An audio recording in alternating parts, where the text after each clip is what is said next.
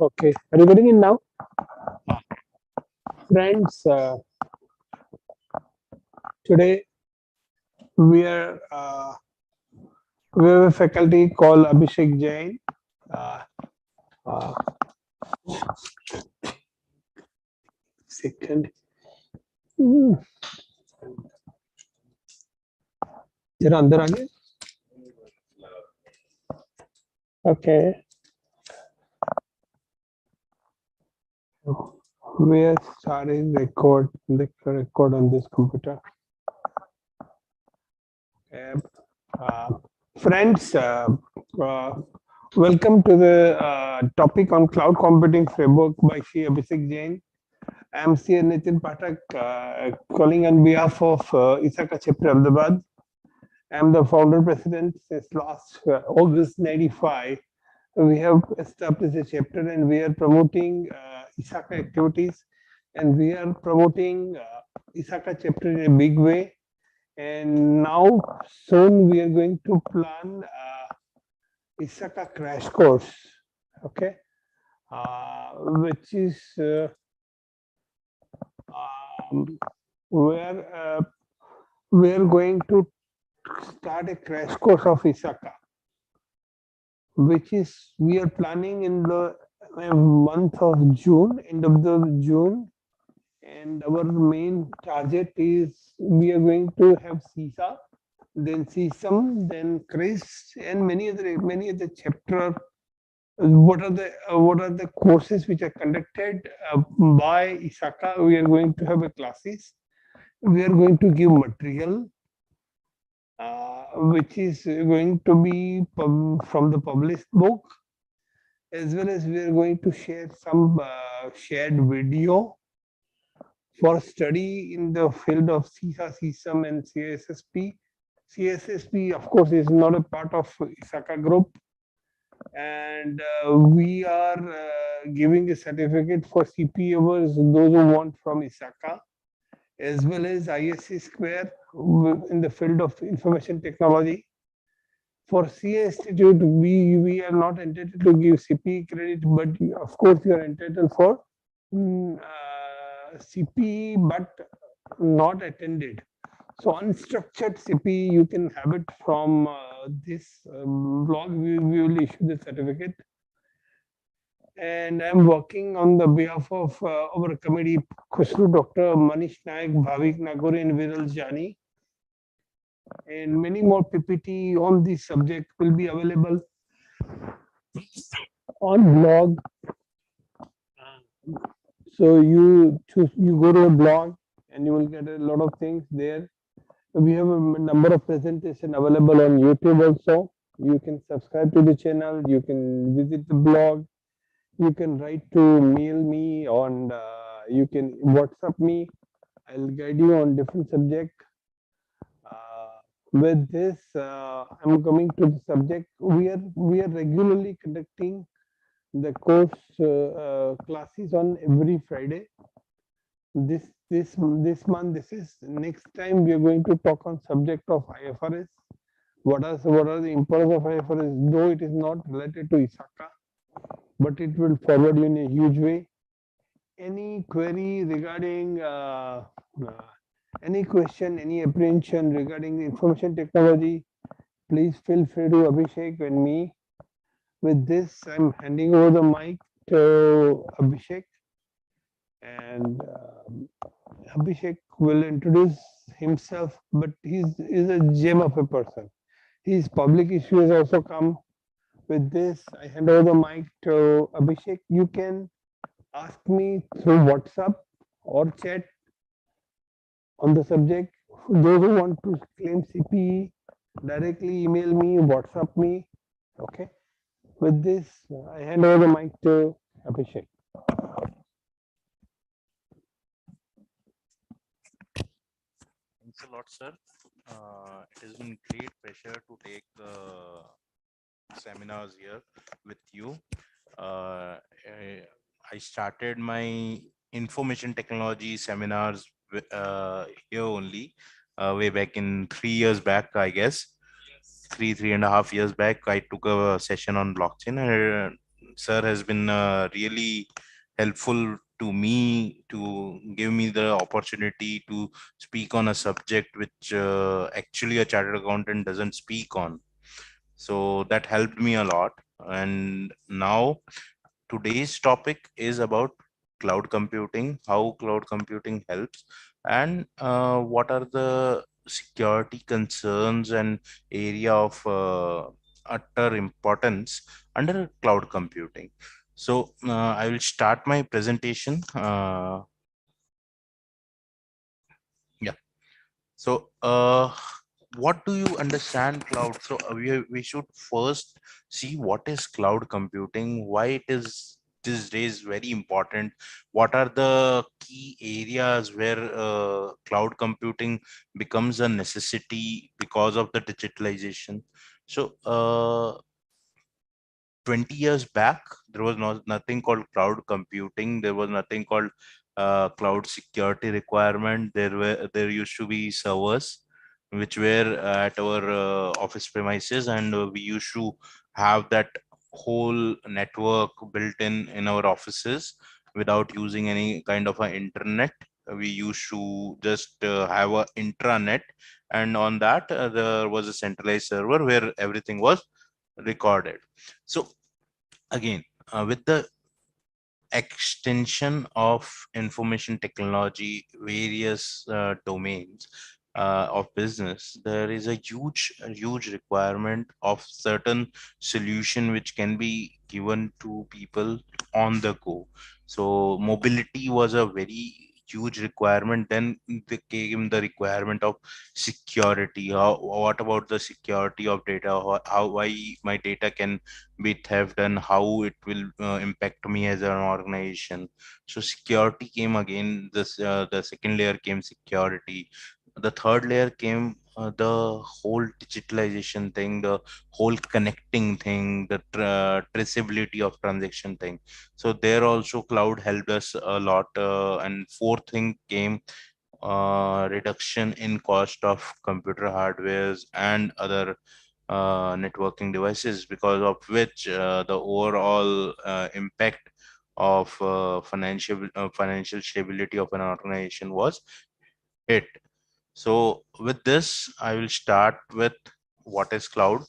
So in very simple language, cloud is a range of services delivered over internet. So it is a computing service delivered on the internet. So it means using remote server to store and access data. So whatever today we are doing, be it Gmail, be it Facebook ID, be it accounting software which runs on a cloud, be it any kind of a SaaS-based application currently running. So everything is going into the cloud. There is a cloud infrastructure, maybe a centralized or a decentralized one. So they hold the data for you. They provide space for your data to be stored, and you can access that data, and they will charge some amount for storing those data. So before cloud computing, as we discussed 20 साल पहले क्या था, 20 साल पहले how cloud computing was not as a big business big back then, why it came into big business. So we have to maintain our own servers to meet the business requirements, because businesses have been running on computers since, I guess, big businesses has been running on computers for around 35 40 years now. So it came into 1960s 70s, it started to boom. The businesses were using computers for their daily needs.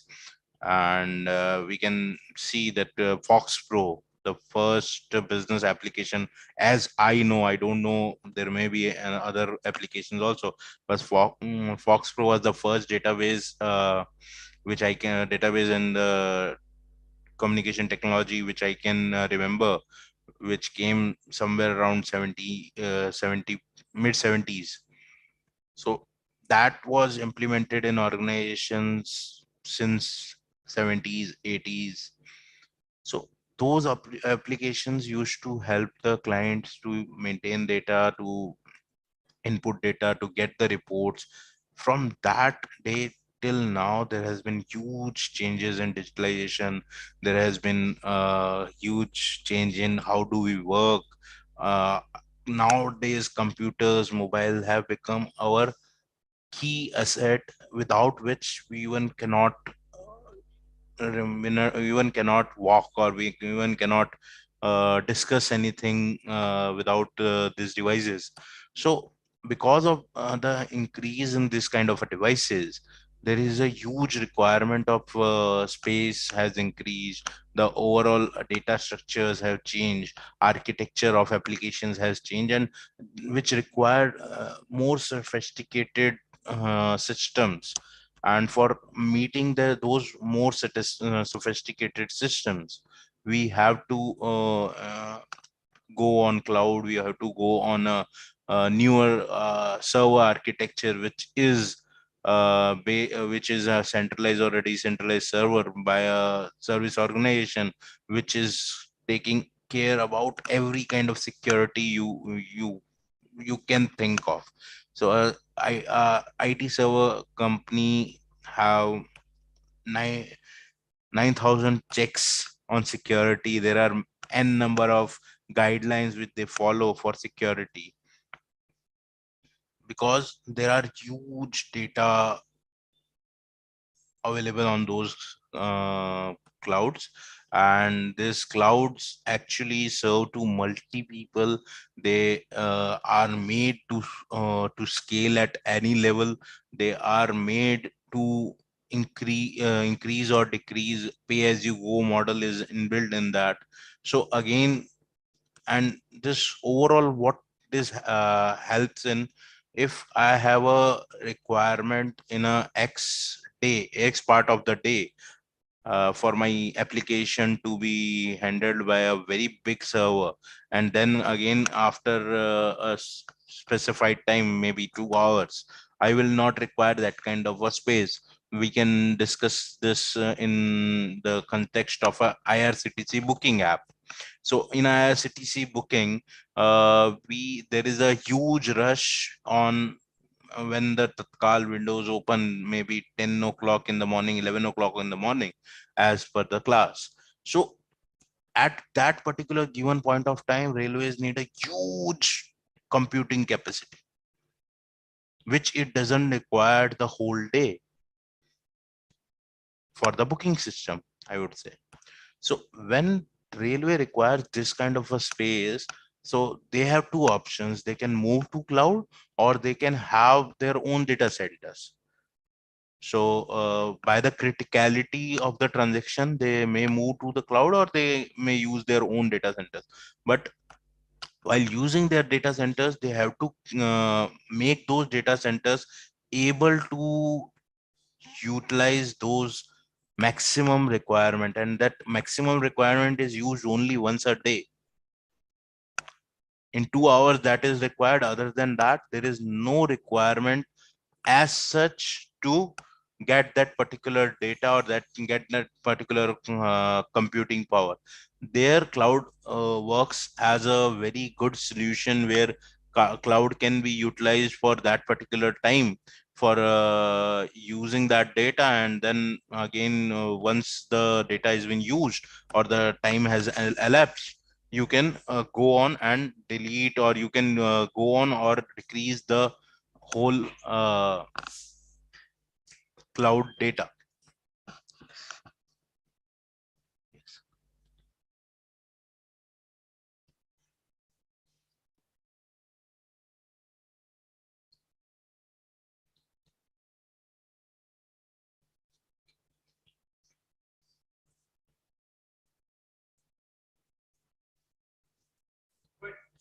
Good. Okay. Sorry for some disruption. I may have not started this presentation, but Nitin sir helped me out on that. So sorry for that. So what I'm saying, that when we are using this kind of data, or this kind of huge requirement which comes in, so then it requires a special care to be taken. And that's why this third party organizations like AWS, Google Cloud, or Azure has helped the organization in a big way, while maintaining huge servers and selling them at a very affordable cost. They have allowed us to expand on certain parameters at certain time and contract on on that parameters once the requirement is fulfilled. So this is a very important thing which we need to understand, that how the servers or how the cloud has to be managed. So how is it secured? The biggest question, kaise secured hai? How, what are the security things which this all cloud servers are using? So again, cloud servers are most only all the cloud servers which are available in the market are much more secured than what we use as our servers in our own premises. The only access which are available through to the cloud servers are from a registered IPs, and there are many encryption things which they build in. There are for so we all know that there are three level of security: a people security, data security, and infrastructure level security.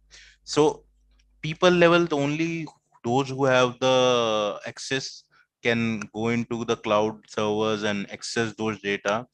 So there are approval matrices on all the clouds where you can approve things, and only on that basis it will be you will be giving getting this access, and how much you will getting that access. There is always you will get this user behavior analytics on the cloud servers. So what user behavior analytics helps us out is, when you get a user behavior analytics, you just go and check what kind of user have accessed and what kind of information they have accessed.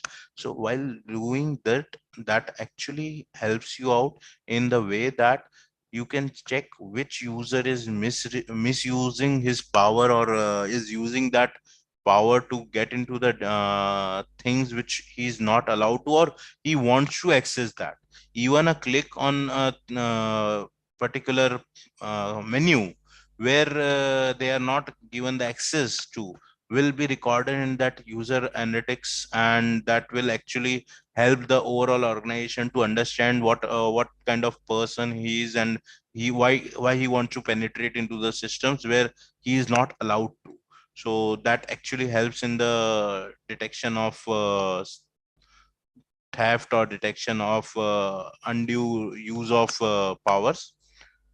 So then there is logging and reporting. Everything is logged in a cloud system. There is everything is logged. So if you know, there is a MCA guidelines, as we all are from the finance profession. So we actually know how the business are impacted with the those guidelines. So there is a guideline by MCA that all the accounting software should have all the kind of logging facilities starting this April. It was supposed to this April, but they have delayed again. First, they are delayed from April 21 to 22, and now they have delayed to 23. But again, they will in 23. It is expected this facility will be required in every accounting software. So why they need to have that logs or reporting of that those logs and data structures? Because while changing, if you are changing one entry to one or you are logging into system at a wrong time or a unusual time, so that is a red flag for the whole system. So that red flags are already given by the cloud systems. Then there is a data discovery modules which are available, where you can check whether the data which are supposed to come in the database of the cloud in a certain manner have come in the certain manner or not. So that is important. Then there are asset and data classification. So there is a whole structure, there is a whole uh, architecture which is made. So to classify the data, to put in the data in a certain manner, so that helps. Then the most important thing, encryptions, though all this cloud infrastructures give the things of getting uh, getting this encryption facilities available to everyone. So this encryptions, so what encryption is done, how encryption is done. So basically, when you put in any kind of a command into the cloud for getting certain data, that is encrypted through the pipelines. There are encryptors inbuilt in the whole cloud system, which you can manage, you can create from the security settings.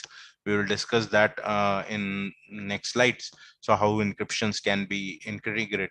There is a key management in every cloud. So there are keys available to people who can access those data. Key is available to the applications who can access those data. Key available for the middlewares, the third party, to access those data. And these keys generally work like a PKI environment. There is a public key, private key concept over there, and these keys can be used for actually checking whether the incoming is correct or not, or the outgoing request is correct or not. So that's the whole concept of handling that data. Then we come to infrastructure. So again, we can do that access control people पे हम लगा सकते हैं. We can also do some certain things on data. But now when we discover the infrastructure, so what cloud people do in infrastructure, we may not do, or we may not able to do because of the cost effectiveness. So they have that configuration hardening. So there are configurations on the computer which are specified, and the computers can work only on the basis of that. There are crores of rupees goes into this configuration hardening. Then there are logical segmentation. So cloud knows who need data when, and how to manipulate between the basic request and surge request. And based upon that, there are load balancers available which can logically segment the whole crowd, and can give the access on the priority basis. So again, that is a very important thing which if we want to build at our own servers or data centers, it's quite difficult. Then boundary enforcements are there. Then the whole one person who is allowed to go to X file will not be able to go to the Y file in the whole architecture. You cannot utilize those boundary enforcements in our own systems with if all we are giving all the controls, we are setting up all the key factors. There are many loopholes where data can be taken by a outsider or a third party with the infrastructure boundaries problem. So that are the issues. Authentication again is a very big issue in the whole overall architecture if we have a data center in our office. So these are the key areas where security is kept at a maximum level. So again, if we see that the encryptions are there, authentications are there, there are n number of security protocols which are available. The all those ISO standards are applied to the data center. Only after that they are getting the go ahead for starting that data center. So again, so when we discuss about these things, there are huge security cost which comes in, which as a company or as a organization, we may not have that power to get that kind of a security arrangement at our disposal with a given cost on infrastructure, IT infra. So that is a area because of which clouds are very much important. Clouds are becoming a day's life. And if you can see, there everything is now is on cloud. Your accounting is on a cloud, your CMS are on cloud, your business inventory management is on cloud, your supply chain is on cloud, your visitor management is on cloud, everything is going on cloud, because cloud is a cost effective way. There are SaaS application built over it, there are platforms which help you out to check about the cloud. There are, so Gmail, everyone use Gmail, so there is a Google Drive attached to it that work as a platform as a service where you can store data. So there are also infrastructure available for people to have that particular set of computers for particular transactions. So that is also available. So this whole security thing is a very collaborative thing in a cloud security. So even if you see that there are countries, every country have their own law regarding a data center. India has certain law which requires XYZ things to happen in a data center. European Union has certain different laws on their servers. United States organizations have their certain different ways to have that particular server. So when we discuss that this private users need to be aware that this whole, when we are discussing about cloud solution, using cloud solution, if I am doing certain business with Indian government will specify me that you have to have your servers in India, and the cost of servers in India will be a little more compared to what it is in Venezuela, because the number of security parameters in India are bigger than what they are in Venezuela. So again, this is a very important thing which we need to understand, and how we can collaborate on this part, which we will see in the next slides. So this is a very basic thing. There are private clouds, there are public clouds, there are hybrid clouds. What is a private cloud? Private cloud provides proprietary. So basically, it is a cloud for a single environment. So a business entity having its own environment on cloud and accessing the data from all over the world, any location of it. So a single environment where a person says, okay, I need this much cloud space, and this will be a cloud only used by me. It will not be a, it will be a specific request, and the vendor's data center has to be audited for this by me. So this kind of a arrangement is there. Generally private clouds are taken by the defense ministries, the specific specific government departments, where the data leakage is a data leakage cannot be taken for, or the data is very essential, the data is very confidential.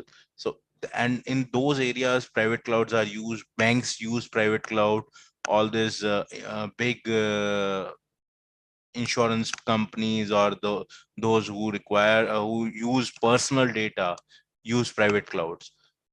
Then there are public clouds which are used to manage data and applications. So what public cloud is, it is an X number of GBs of data storage as well as RAM available to us for computing at a X location, where on the same location there are hundreds of other people using that particular cloud. So that is a public cloud. Again, there is another cloud system where is a hybrid cloud system, where we have certain confidential documents and processes running on a private cloud and a public cloud for using other parts of the application. So this hybrid cloud system is very useful and very much in demand for from the organizations having mid-size business size, mid to a large business size. So those who want to have their certain confidential documents on a private cloud and rest everything on the public cloud, so that there is a scalability possibility of a public cloud, as well as there is a very much dedicated and proprietariness of a private cloud available to them for different processes. So what kind of services this all companies give? So there is a one thing which is called software as a service. So software as a service has been a very much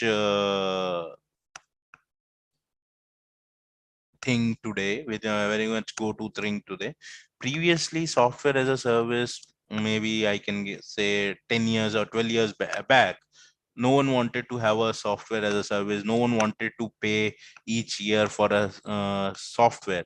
But now with the dynamism of the overall environment and the changes which are coming in the information technology day in day out, people don't want to have a traditional software installed on their devices.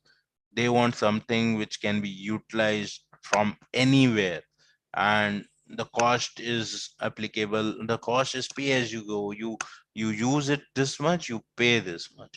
So this helps the overall structure, overall costing of an organization. So software as a service, if you want to have an example with, so all those accounting software, Zoho, QuickBooks, then Genie Books, any of the accounting software, they are running on SaaS model. Then all these CMS solution, be it cloud, Salesforce, be it any of your other CMSs, Zoho CMS, or any of the CMS solution, these are all working on the SaaS solution, SaaS model. The SaaS model is basically you are paying for a software year on year for utilizing the services. That's it. Then comes infrastructure as a service. So infrastructure as a service, we can say there is a computing power which is generally given for an organization. There are virtual machines, there are virtual servers, there are operating systems, there are IT infrastructure which are provided by the cloud companies to you. So say for example, I want to develop an application, but I don't have that kind of AI application, and I don't have that kind of a machine which can render those processes. So there are companies which will provide me the all with all the requisite data centers, and on those machines I can render those programs. And that has been happening India wide, with all this AI/ML courses running on. There is AWS, there is Azure, which are giving huge discounts and even free services to the students, so that they don't have to actually have that additional cost of getting that kind of a computing machine with them. And although all this are very cheap compared to buying an software system for themselves to run this kind of a thing. So infrastructure as a service is utilized by organizations, utilized by the students for things which they don't want to do it on a smaller way, or they don't want to uh, actually sorry they want to actually not use that on a longer term. It is a short term thing, that virtual machine, you want to have a 3 days virtual machine, and then again you want to come on a smaller segment. So that way infrastructure as a service helps very much. Many companies are having infrastructure as a service used by them for all their transactions, which gets fluctuations. Even stock exchanges are using infrastructure as a service. So there is a huge requirement of this kind of a service. Then there is a platform as a service. This is again a newer thing. uh, Platform as a service model basically is what Gmail helps you out. Gmail is a platform which is provided to you. There is a platform for development of blockchain. There is a platform for development of anything. So platform as a service means you are providing a specific platform where you can go and you can utilize that platform and pay us the rent for that platform and create something out of it. So that is a platform as a service. So now coming on benefits of cloud. सबसे पहला benefit है it reduces the cost hugely. If your cost of having a own server is 10x, it can be reduced to 2x by effective utilization of this cloud. You get mobility because of cloud. If you want to have a online server in your own office, then there is a huge requirement that you get good lease line connection. You get this IP addresses. You have this all firewalls. So this all are very costly, and somehow if you lose on the power or you lose on any of the vendors application or vendors any of the required things, say for example electricity or internet bandwidth or firewall module or any disaster, so the whole system goes blank. But in cloud, there are n number of systems available to you. There are regular backups occurring on a different system of a cloud computing thing. So the mobility is huge. You can use it anytime, anywhere. There are 24 hours start on systems. So availability is very good. The whole the anything which is accessible by me is available to me 24/7. Competence in terms of data providing as well as the speed of computing is very good when we compare it with the local servers, because the speed increases and the scalability can increase whenever required. There are automatic systems available in the cloud environment where there is a load balancing activity happening, everything is happening, and the overall user satisfaction for data access can be created. So performance is high, as we say ki it is a pay as you go. You whenever you require scaling up, it can be done in seconds. The overall speed of the computers is high because of they are not just a single set of server or a server rack. There are thousands and thousands of servers working together, and there are the maintenance is very high. So when maintenance is high, the systems are good. The overall performance is always better.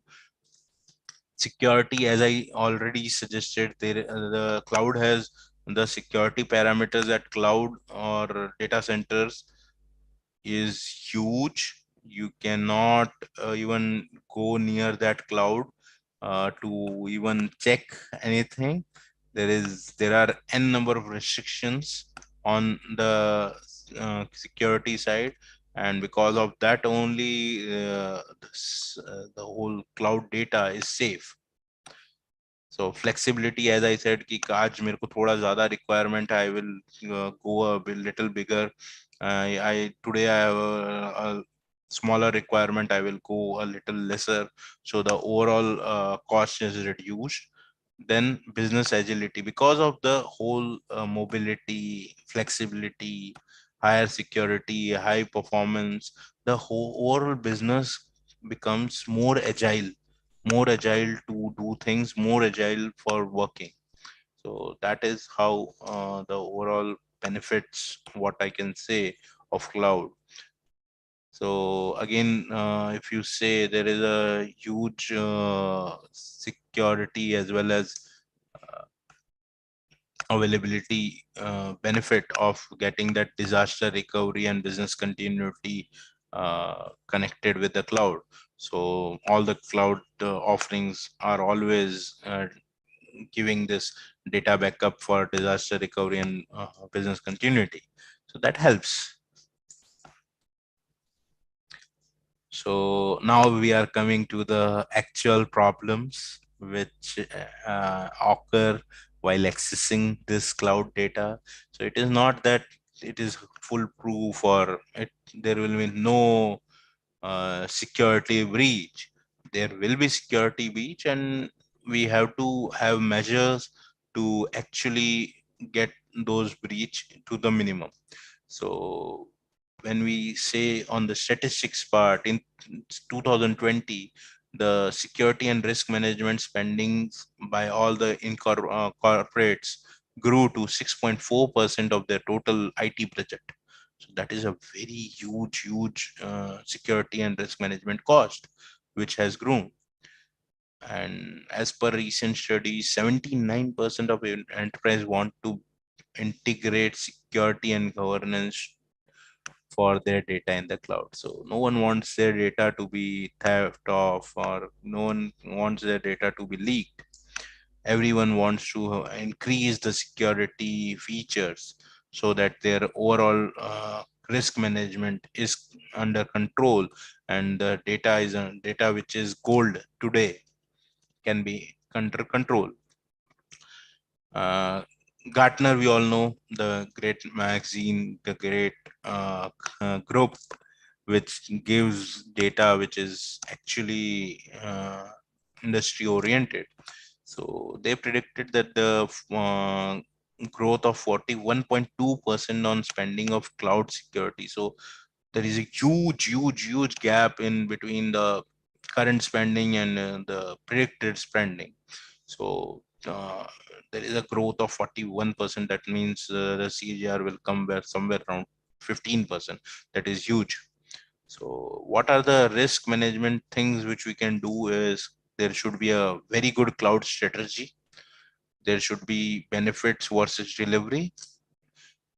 Vendor Cloud vendors should be selected very much carefully, because this cloud vendors may actually, if you select a wrong cloud vendor, then there may be major issues in the overall systems, and because of some cost or because of some relation, you go with a smaller vendor or a more unknown vendor. That may hamper your decision. All your cloud vendor selection decision should be more focused towards what kind of application you are running in, which is the best company which is providing the security, and so on. Regulations are very important when you are doing some business in India and you want to connect with the government or any other body which requires you that the data of Indian citizens should stay in India. So then regulatory expect you have to see to it that your cloud data structure data center is situated in India. That is important. You have to be very careful on the cyber security front. Cloud data centers are very much secured, but the applications which you have developed or the access management which you have developed may not be that much secured, and there is a cyber security risk which we need to understand. Then again, we said, as I said earlier, there should be business continuity planning which should be uh, actually started from the settings of the cloud, so that you are never losing your data. Digital integration, so integrations is the word today. Any system cannot run isolatedly. It needs some or the other integration to happen, and those integrations may be secured, may not be secured. So you have to see that all the integrations which you are putting in, be it payment gateways, be it any SMS API, or be it any email API, are secured so that your overall cloud risk is minimized. Then cloud migration strategy should also be there. If there is a some big blunder happening, so there should be a proper probable vendor which is available, and how to migrate the cloud is already done. So this is how we will use the cloud risk management, so that our organization doesn't fail because of a cloud disaster. So what are the concerns? So major concern, सबसे बड़ा concern है, we are not expert of managing the cloud. So हम settings, जो security settings होती है cloud की, उसको misconfigure कर देते हैं, या फिर हमारा जो खुद का employee है जो कि से chief officer है for security management, he is not knowing what are the vulnerabilities which may come because of misconfiguration.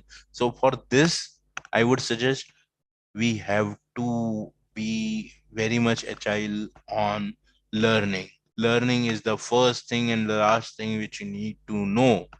And this all settings change daily, in 2 days time. So we need to be very careful while doing that. Why we have to be very we must read into the systems, and there should be a dedicated person to actually manage these all things, or a third party organization which helps you out on that. So that is very important.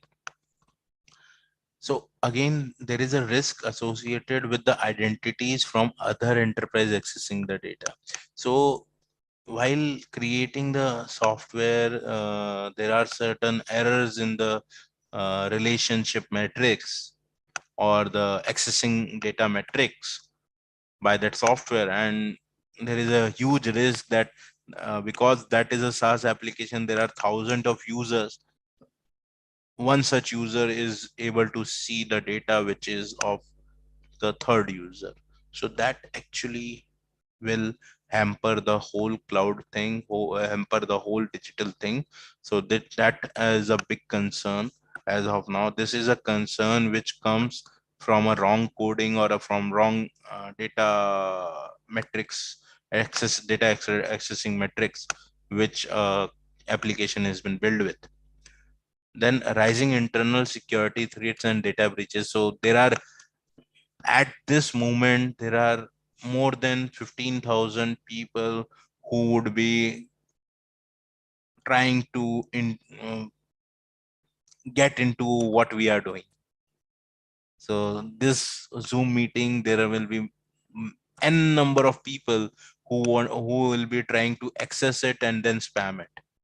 Why they want to spam it? Because they have their own virus which can come through this spam and can actually create a nuisance for all of us. So this is a huge risk, and this risk can be mitigated through proper security channel, proper pipelining of data, as well as there should be a very restrictive access management on the cloud front. Compromising of enterprise network due to improper edge or parameter security. So when I say edge or parameter security, so edge is basically you provide a security on cloud. There is a security system, and you, if you do a wrong parameters into the cloud, then there is a huge risk that someone from our enterprise can access that particular data which is not required to, or which can actually be leaked. So that is a huge area of concern. Then lack of device tracking and improper access control. So basically आपका device ही गलत है, आपने device ऐसे device पे आपने चालू कर दिया है जो जिसके अंदर ऑलरेडी बहुत सारा स्पैम कंटेंट है. So and that is utilizing the app also. So उस केस के अंदर क्या होगा कि आपका जो डिवाइस है that will send spam data to the cloud, and the whole cloud is at a risk of getting closed. because of the inputted data. Then there is zero non-zero security permission. So you always has to have that zero breach of security permission on all the clouds. You cannot authorize non-zero security permissions. Non-zero security permissions means कि कोई attack कर रहा है तो उसकी reporting होगी, लेकिन उसको उसके कारण क्लाउड को रोका नहीं जाएगा या उसके कारण क्लाउड को बंद नहीं किया जाएगा. तो you should always prefer a policy of zero security permission. So no one is allowed, or the cloud will stop, or cloud should stop that particular service where they are getting any security red flags. So that is important. Then DevOps is again a very important thing. So if you don't have a good person who is doing DevOps for you as part of the application development, then there is a huge risk of leaking of data or the mismanagement of data. That is important. You have to check those things. Then cloud native security tools should be important.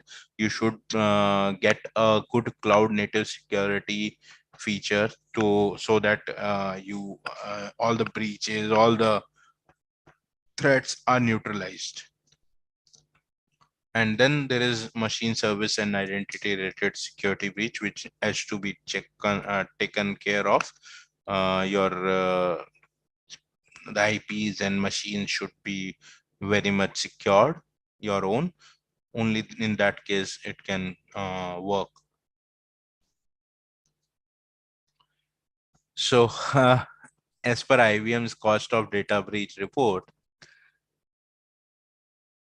in 2021 there is a data breach cost of USD 4.24 million.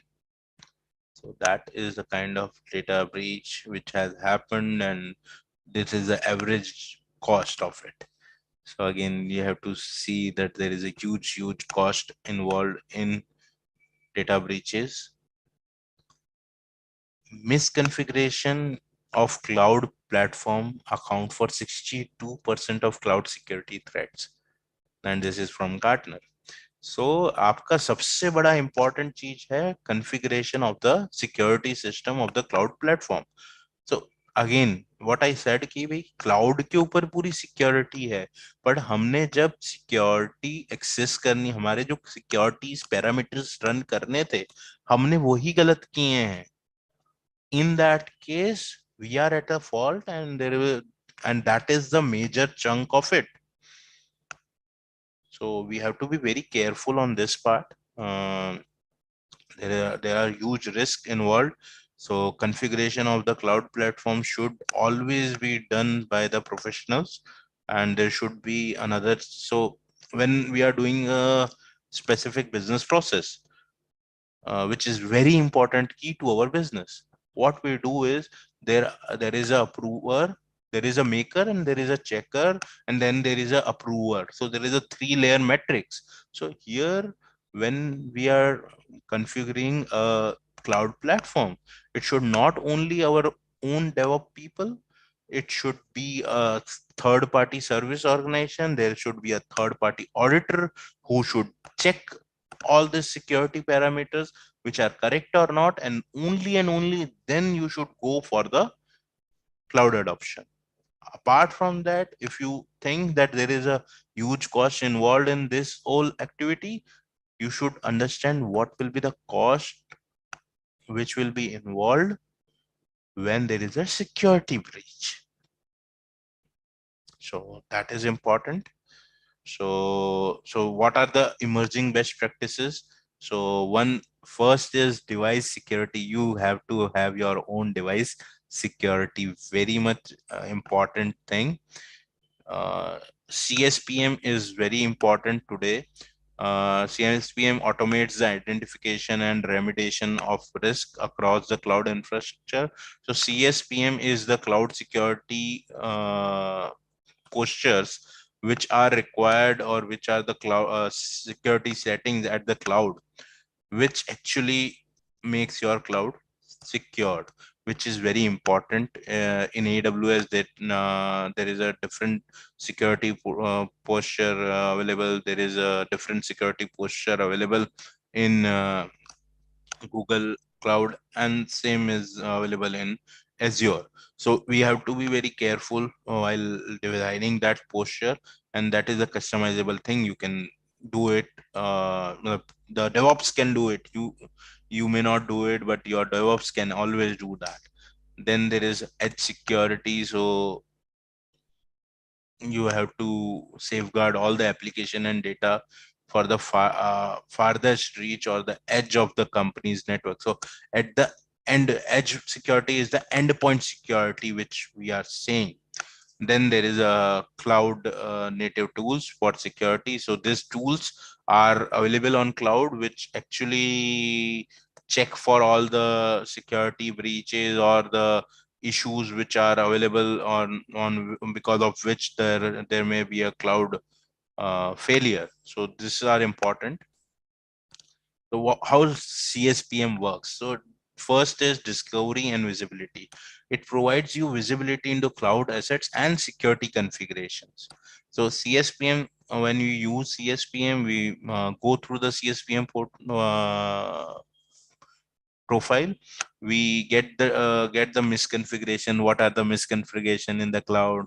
Security policies किस तरह से build की गई हैं, access control किस तरह से build किया गया है, the whole single source of truth across multi-cloud environment when we are using multiple clouds. So CSPM acts as a single source of truth where it will give the whole data कि भाई इस cloud में ये issues हैं, इस cloud में ये issues हैं, इस क्लाउड में ये issues हैं. So that actually helps us in the longer run. Then there is a misconfiguration management and remediation. So again, अगर कहीं misconfiguration है, so how to manage those, how to have remedy actions against it. So that can be built into the CSPM, and this will actually help you in to actually store the data, and database instances are continuously monitored.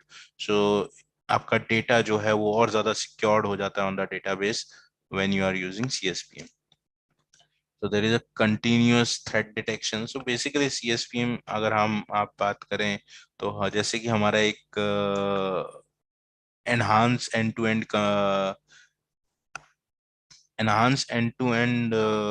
security management tool होता है, उस तरह से CSPM is a security management tool for the cloud. So it can detect and identify detect a threat, targeted threat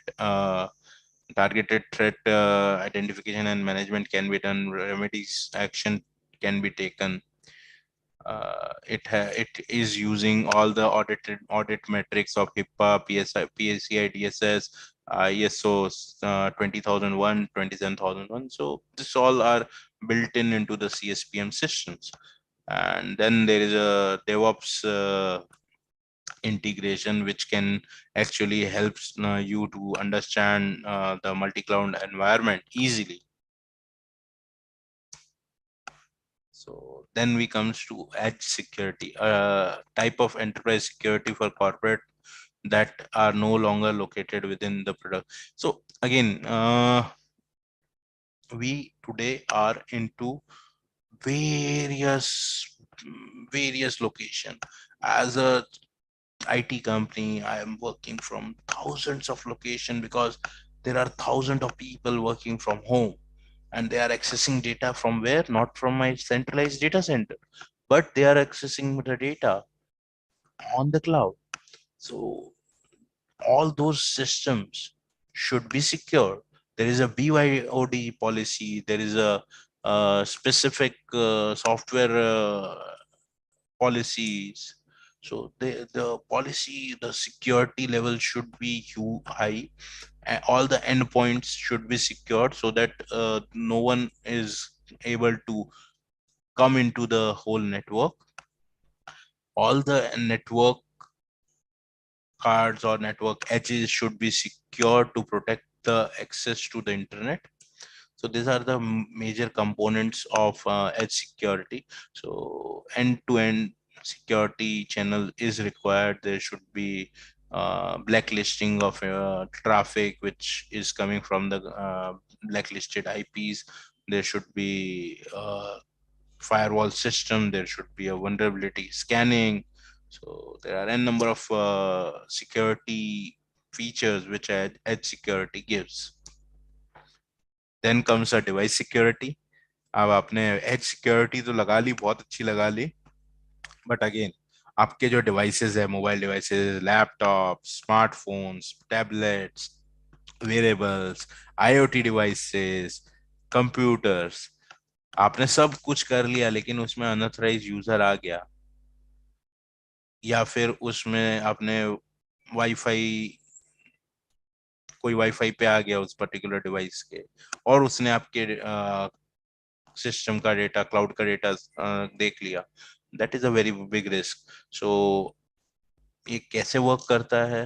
सबसे पहले device security एक clear policy apply करता है, प्रोसेसेस अप्लाई करता है to the whole all the devices of the organization. There is a password protection policy, there is a biometrics are leveraged so that minimum breaches can happen. Always, if you are using a big organization's laptop or servers or mobiles, then there will be they won't be allowed to get public Wi-Fi access. If you are accessing those public Wi-Fi, then also the system will ask you many questions and ask you permissions from the uh, IT department. So that is what all the security device security is for, so that that particular malware should not be entered from your mobile to the end computer. Then encryption of mobile devices is required, and there is a device security which you should implement. There are enterprise mobile management platforms, email security platform, endpoint protection softwares. VPN is a very good example of how devices can work in a single virtual private network, which can access the data on the cloud. Then cloud access security is also there. There is a security web gateway.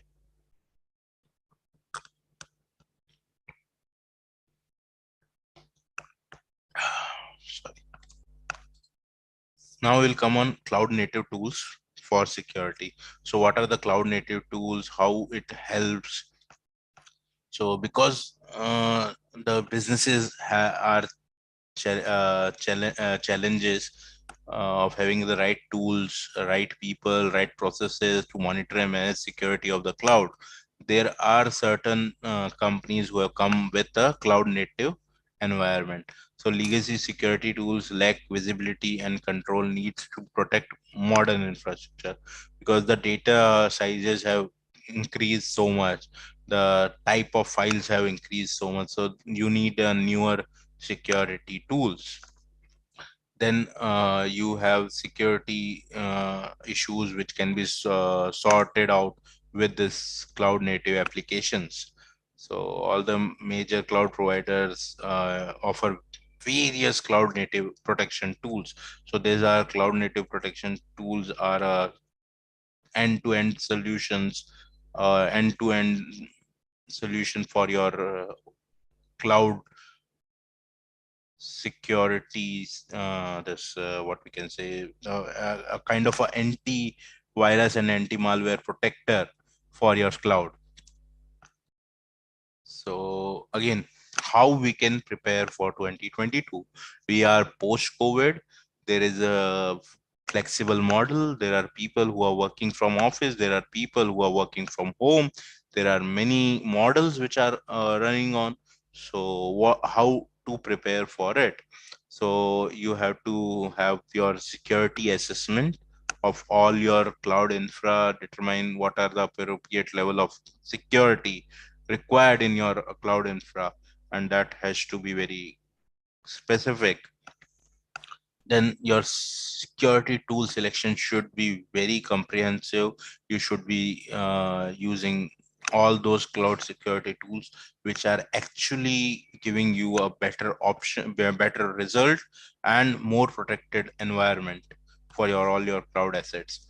And then identify identity security, basically zero trust framework enables enterprise to continuously monitor and validate that a user and the device have the right privilege and attributes.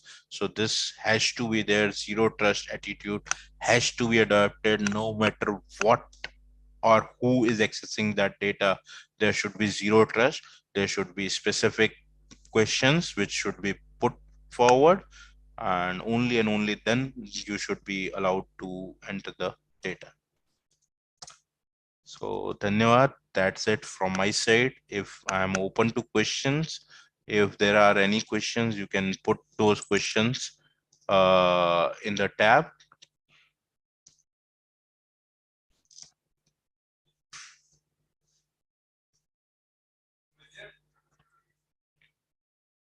Yeah. So I'll just stop sharing. Yeah. So I will hand over to Nitin sir for his remarks. Good evening, friends. I hope you enjoyed the talk from Abhishek, young generation, baton holder. We just, I welcome all who has attended. Just email me or WhatsApp me your ID, ISAC ID. I'll send across to you the uh, CPA words. Further to say that we are going to have a every Friday lecture. Some of the things which you may not get CP hours if it's not related to CP activity of ISACA. Okay, and we are going to launch ISACA CISA course, then CISM, then CRISP. These are the subject on which we are going to take a talk on that. And I want to know about the prevention of ransom attack on corporate companies. And this is the question raised by. So, do you want to answer this? Before I hand over the mic again back to Abhishek, anybody wants to take a lecture on any subject, most welcome. Anybody wants to have a support for ISACA activity, we're ready to support you. If anybody wants an audit and they are not able to have some material on it, we are ready to guide you. And any subject you want, we have a blog where all the speakers presentation and YouTube presentation is also available on blog. With this, again, I hand over last three things. CP hours, email me, WhatsApp me. I'll take a call. Any SAC activity, most welcome. Anybody wants to be a speaker, most welcome. Abhishek, thank you very much for taking a wonderful talk. It's a very surprising, very good, enlightening, and uh, uh, with this, I hand over the mic. I want to know about the prevention of ransom attack on corporate companies. In life, there are cat and mouse game. Okay. So you cannot prevent anybody from coming into your company. Okay. They will come by one way or other way. So it's like if you go and put in on moon, somebody will come and crack you. That's not an issue. But uh, how you can deter them to come there is one जो दिखता है बिकता है पहले तो कोई चीज देखे नहीं वो देखो number one. Number two, have have a system by which it's very difficult for anyone to come in. Okay, and पहले तो asset को छुपा दो तो asset दिखेगी तो करेगा क्या? Number one, then deter them to come in, and then आने के बाद उसको open नहीं कर सके. These are the very few logical answer. But I have given CSSP. I can give you a detailed answer. That is called logical security, physical security, and a lot of things are there. But let me not answer the question right now, because I'm not into practically in the field of system audit. So I'm just a layman. Okay, with this I know again for answering the question for this ransom attack. But I tell you, India is going to be the champion of the world. Only thing we need as a like our level should work hard and should ask the people to work hard, and then we will have our share of cake in the world. With this, I know the mic to Abhishek. As sir said, uh, as sir said, you have to first छुपा लो भैया, जो भी asset है आपका छुपा लो. It should be on the last, the most preferred information should be on the last part of the asset, and it should be not recognizable. And again, you have to use encryptions, you have to use many kind of user access matrices. Your ports should not be open to any of the external parties. There should be proper firewall technologies. Your email postmaster should be regularly updated. You should be more importantly looking towards holistic view and the restrictive rights for the whole getting prevention of this ransom attacks. Also, you should be having a very good end-to-end point securities, because all these ransom attacks are generally taking place when there is some open point, or there are some open ends to your network. So end-to-end security is very important for any corporate to do it. And thank you. I guess I have answered your question. If you have, yeah, if we don't have any option to pay the ransom, then what will be the good idea for the company? Because they're still gonna share or breach our data. See, again, paying for ransom once there is an attack and you pay and they are asking some ransom money. Generally, these days they are asking for bitcoins. So you, what they will do is they will encrypt your data with a proprietary encrypting tool. And if the data is not important, I would say, if the breach is already happened, and if the data is not important, you can go ahead. If the data is important, you can do certain complaints. But again, practically, when you do such thing, there is a encryption on your system, you have to pay. Otherwise, all the data will be gone off. If you want to have a preventive action, or more of a regressive action, you can have all the backups done, and those backups can be stored in a different environment, where the access from that environment to this environment should be ping specific, so that can help you on that particular breach. So even if your data is gone, that the other data which is based on the ping environment can help you out. Thank you. I will hand over to sir again.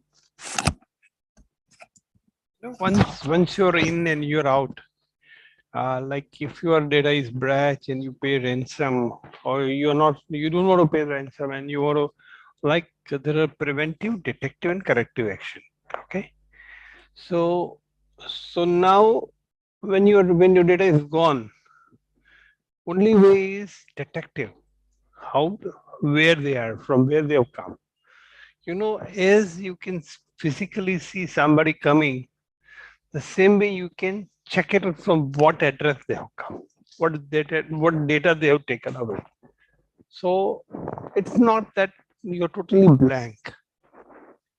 So there are ways to get it. Do you think I can interview you for this topic for time later on?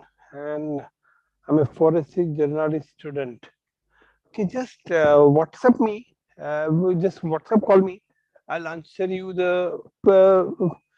But you are a forensic journalist. My goodness, you're a forensic journalist. Let us have a talk, and then I'll give an interview. Okay. Foreign journalist student. What I will look into it. Whom you want to to address, and what you want to send the message as a forensic journalism. Then I'll answer accordingly. Okay. So your good name. Can you write down your good name, or I can open you here. Uh, somebody says I'm an iPhone से बात करता है. I can. Okay. Sanjay Kumar Galolia. Okay. Can you call me later on? I can ask you to unmute. Now I'm allowing everybody to unmute themselves. Okay, you can unmute and ask a question. Yes, sir. My name is Sagar Kumar Kalolia, and yes, I am from the National Forensic Science University from the Okay. Gandhinagar, and Okay. I'm really interested to work on the topic of ransomware attacks on the corporate companies. Okay. So that's why I decided, like I heard this sir, Abhishek sir, Okay. and he gave the really good piece of information on this 1.5 hour, I think, session. So I'll be ready with some of my question. I want to interview him, and let's see if it is fruitful for you guys. Then definitely it will helpful for my research topic, and I can put the prevention and the solutions regarding the ransomware attacks, because sometimes it is really painful for the companies and they don't know, like they have old fashioned techniques to handle the situation. And that's how, like, I want to approach you guys and to know about the new techniques and what are the other things that we have to take care of. Where are you located? Sir, I'm just beneath of your floor. I'm walking in the ETV bar right now. Pardon? I'm just beneath of your floor. I'm working in the ETV Bharat right now. Okay, okay, I got it. Okay, okay. So yeah, So I ETV can people reach you. come, so you can come to me in a day or two, Yeah, sure. and You just can just, WhatsApp me the question. yeah, sure, no problem. Okay, Why not? and we Yeah, and Abhishek will guide you on the on the on the on the on that point. Okay, okay, no worries, sir. No because worries. now I'll text you. we want to close the chapter meeting. Yeah. I'm so sorry to So stress this anybody little. okay, thank you very much. Anyone else have a question?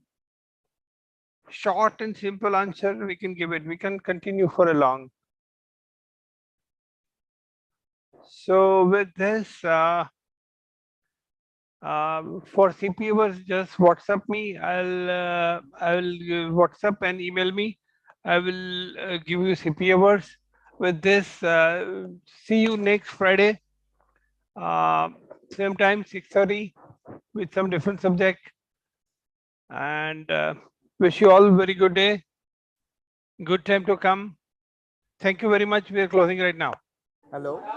Yeah, Akash. Yeah, can you please share the number again 9825804094. in the chat, please?